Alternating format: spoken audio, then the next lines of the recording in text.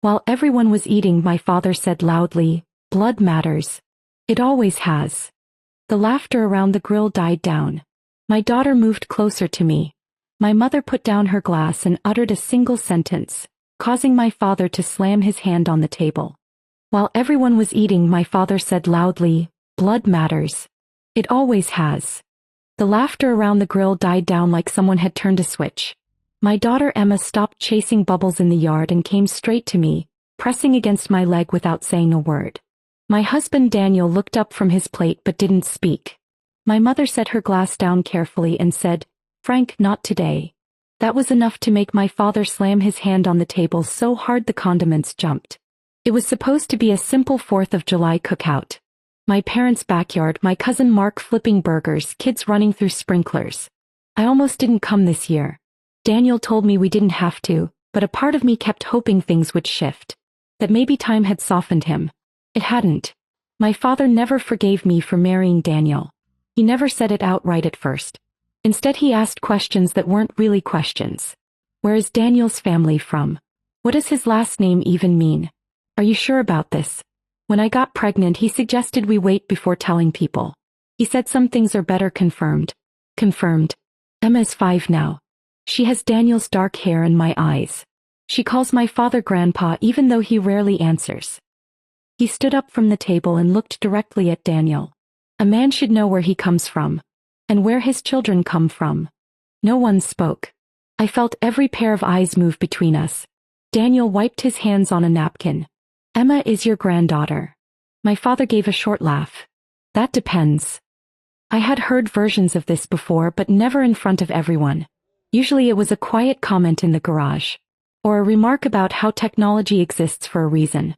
He once mailed me an article about paternity fraud without a return address. But this was different. Public. Intentional. Emma tugged on my shorts. "Mom, what does that mean?" Before I could answer, my mother stood up. She had been quiet for years. Managing him like a storm you learn to predict. But something about today was different. She said, "Frank, you need to tell them what you did." The yard went completely silent. Even the kids stopped yelling. My father turned toward her slowly. "You want to do this now?"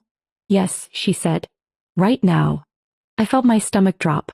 This was not the script I expected. I thought this would be another attack on Daniel. Another accusation thrown into the air for us to carry home. Instead my mother looked at me and said, "Julia, he knows the truth." I didn't understand what she meant. Not yet. My father's face changed in a way I had never seen before. Not anger. Something tighter. He looked at Emma. Then at Daniel. Then at me. And he said, "You really think she's the only one who doesn't belong?" For a second I honestly thought I misheard him. "You really think she's the only one who doesn't belong?" Daniel stood up slowly. "What is that supposed to mean?" My father didn't answer him. He kept looking at me like he had been waiting years for this exact moment. Around us, paper plates sagged in people's hands. My cousin Mark quietly turned off the grill. My mother spoke before I could. "Frank, stop." But he didn't. "I did a test," he said. "Years ago." I felt something cold move through me. "A test for what?" He shrugged like it was obvious. "You were born during a rough patch. Your mother and I were separated for a few months. You never did the math." The world narrowed to just his voice. "I'm not your biological father, Julia." Someone behind me dropped a fork. I couldn't even turn to see who. Daniel said my name once quietly, but I couldn't respond. My mother stepped closer to him. "That is not how it happened." He ignored her. "I found out when you were 16. I kept it to myself. Raised you anyway. Paid for everything. College. The wedding I didn't agree with." He looked around like he expected applause. "And now you stand here judging me for asking questions about blood." Emma squeezed my hand tighter. I forced myself to kneel so I was eye level with her. "Go inside and play with Ava," I told her. My voice came out steady, which surprised me. "I'll be there in a minute." She didn't argue. She just looked confused and walked toward the house with my aunt. When I stood back up, my legs felt unfamiliar. "You're lying," I said. My mother shook her head. "He did a test without telling me. A cheap online kit." He was convinced. My father cut in. "It wasn't cheap." She ignored him. "He sent it in behind my back." When the results came, he refused to show me the paperwork. Just said the numbers didn't match. I looked at him. You let me believe you were my father for 28 years. I am your father, he snapped. In every way that counts. Except the one you've been screaming about all afternoon, Daniel said. My father pointed at him. This is exactly what I didn't want. You turning her against her own blood. Daniel didn't move. You just told her she isn't your blood. Silence again. My mother took a breath. Julia, there's something else. I almost laughed.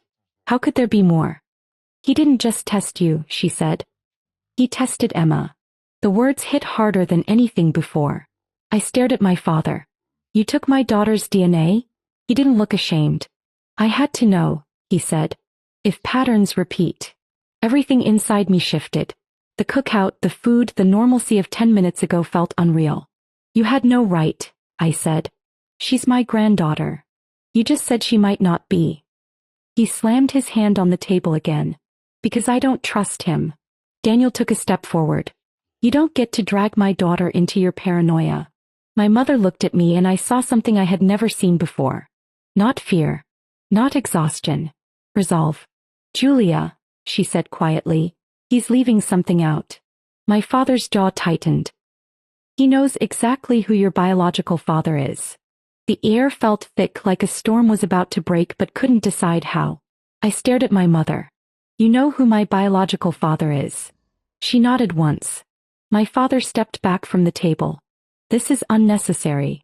No, she said. It's overdue. Daniel came to stand beside me. He didn't touch me but I could feel him there. My mother looked straight at me. His name is Michael Reyes. The name meant nothing at first. Then it clicked in pieces. With Daniel's last name. I felt my stomach drop in a completely different way. That's a common name, I said automatically. There are a million. It's his father, my mother said. Daniel froze. Hi, Dad, he asked. My father let out a short, humorless laugh. Now you see the problem. Everything started rearranging itself in my head. Daniel's father had died when Daniel was a teenager. A heart attack. He didn't talk about him much, just that he had worked construction and was barely home. You're saying, Daniel said slowly, that my father, and you, my mother didn't look away. Before I married Frank, I dated Michael. We were serious. It ended badly. I found out I was pregnant after he left the state for work. I didn't know how to reach him. My father cut in. You told me the baby was mine. I believed it was, she said. The timelines were close. I chose to move forward. He scoffed. Convenient. I felt dizzy. So you're telling me that Daniel and I... No, my mother said quickly. You are not related. She looked between us. Michael is Daniel's father. But Daniel and you do not share a parent. My brain struggled to keep up. But if Michael is my biological father... Daniel finished the sentence. Then you and I share a father. Silence. My mother closed her eyes for a second. Yes. The world tilted. I heard someone whisper, "Oh my God," behind us. Daniel stepped back like he had been physically pushed. That's not possible, he said. My dad was married to my mom the entire time. He wasn't, my mother said. They were separated for almost a year. That's when we were together. My father spread his hands. This is what I've been trying to prevent. You married your own half-brother. My ears rang. I couldn't tell if I was breathing. Daniel looked at me like he was trying to see something different in my face. Something that would prove this wasn't real. This is insane, he said. We would have known. Someone would have said something. My mother didn't know, my mom said. Michael never told her about me. And when he went back, he pretended it never happened. I grabbed the edge of the table to steady myself. Emma was inside the house. My daughter. Our daughter. A thought pushed through the panic. You said you tested Emma, I said to my father. Yes. And? He hesitated for the first time all afternoon. The results showed markers that matched mine. I blinked. That makes no sense. You just said you're not my biological father. He swallowed. That's because, my mother said quietly, he is. I looked at my mother, then at my father, waiting for someone to admit this was some kind of sick joke. He is what? I said. He is your biological father, my mother answered. My father's face changed completely. Don't twist this. You twisted it the moment you mailed off that test, she said. I felt like I was standing in the middle of a maze that kept rearranging itself. You just said Michael Reyes was my biological father, I said. Now you're saying it's him. My mother nodded slowly. Because that's what the original hospital paperwork said. Frank is your father. I stared at my father. Then what was the test? He didn't answer. Frank, she said. Tell her. He dragged a hand across his face. The test said there was a low probability. How low? Daniel asked. 9%. Daniel frowned. 9% isn't zero. It's not 50 either, my father snapped. My mother looked at me. He ordered a cheap kit online. It flagged something called atypical markers.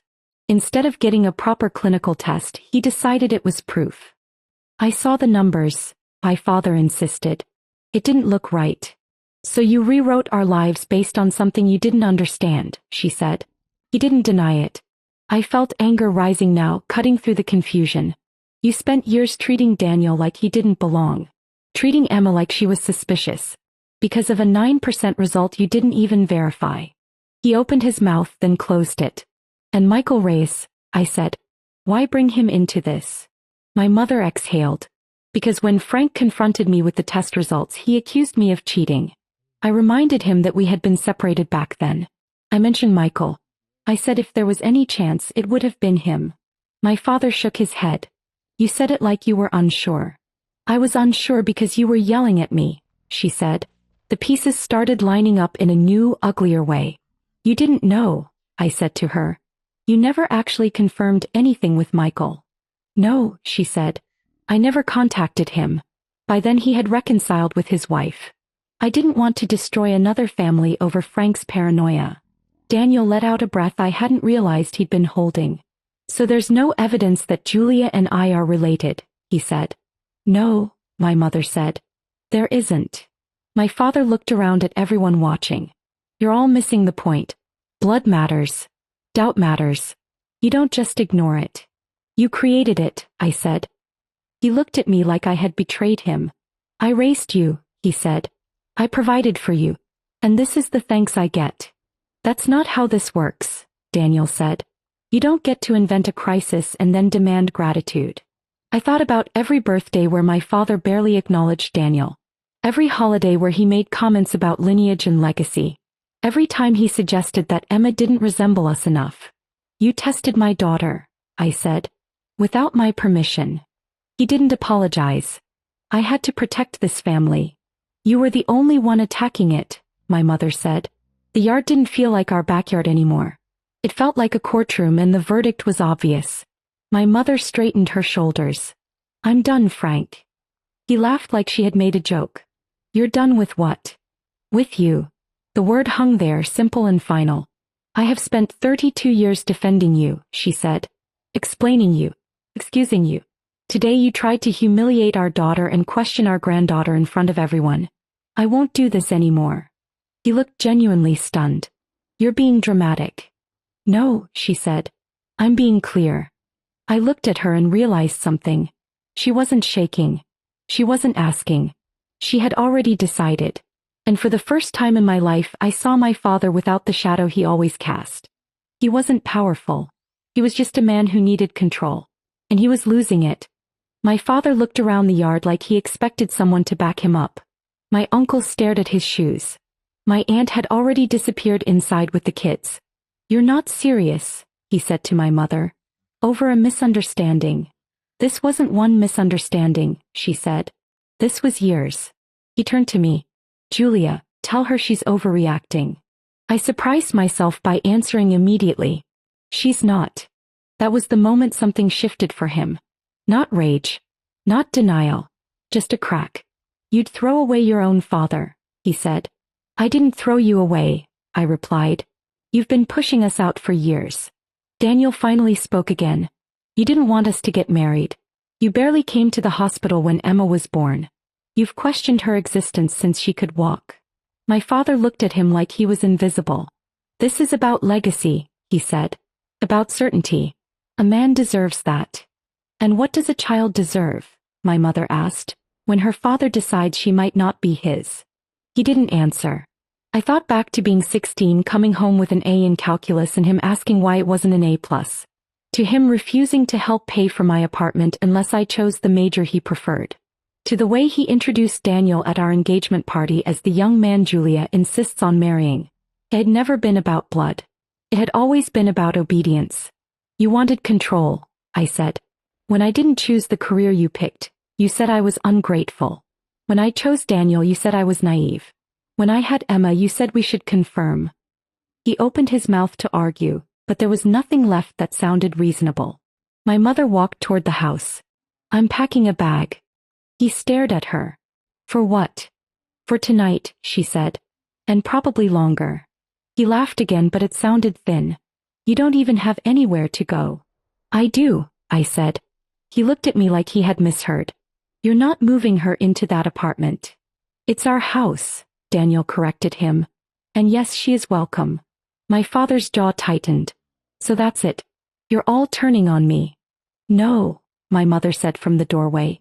We're stepping away. There was a difference and we all knew it. He looked at me one last time. After everything I've done. I held his gaze. Love isn't a ledger. For a second I thought he might say something real. Something honest. Instead he said, you'll regret this. I didn't answer. Daniel went inside to check on Emma. I followed him a minute later.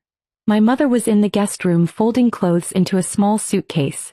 She wasn't crying. She looked lighter. Are you sure? I asked her quietly. Yes, she said. I should have been sure years ago. In the living room, Emma was building a tower out of plastic cups with Daniel. She looked up at me and smiled like nothing had happened. That was the moment I knew we were making the right choice. Outside, my father was still standing by the table. Oh no. The food untouched. The grill cold. For the first time, no one was managing his mood. No one was smoothing his words. He looked smaller than I had ever seen him. While everyone was eating, my father said loudly, blood matters. It always has. The yard went silent. My daughter Emma pressed against my leg. My mom put her glass down and said, Frank, not today. He slammed his hand on the table. He has never liked my husband Daniel. When I married him, my father told me I was making a mistake. When Emma was born, he hinted we should confirm things. He never said it directly, just enough to make it clear he did not see her as fully ours. That day he finally said it in front of everyone. A man should know where his children come from, he said, staring at Daniel. My mom stood up and told him to stop. He didn't. He said he had done a DNA test on me years ago and wasn't sure I was even his. Then he admitted he had secretly tested Emma too. I felt something break in me. My mom shocked all of us when she said the test meant nothing. It was some cheap kit he never verified. He had built years of suspicion on numbers he barely understood. Then she said the real problem wasn't blood. It was control. He couldn't handle that I married someone he didn't choose. He tried to make it about legacy. About certainty. I told him love is not a ledger. That was the turning point. My mom packed a bag that night and came home with us. A month later she filed for divorce. He sent angry messages but never once apologized. He ended up alone in the house he tried so hard to control. We ended up together. Peaceful. The lesson I learned is simple. You do not tolerate emotional abuse just because it comes from a parent. Respect is not automatic.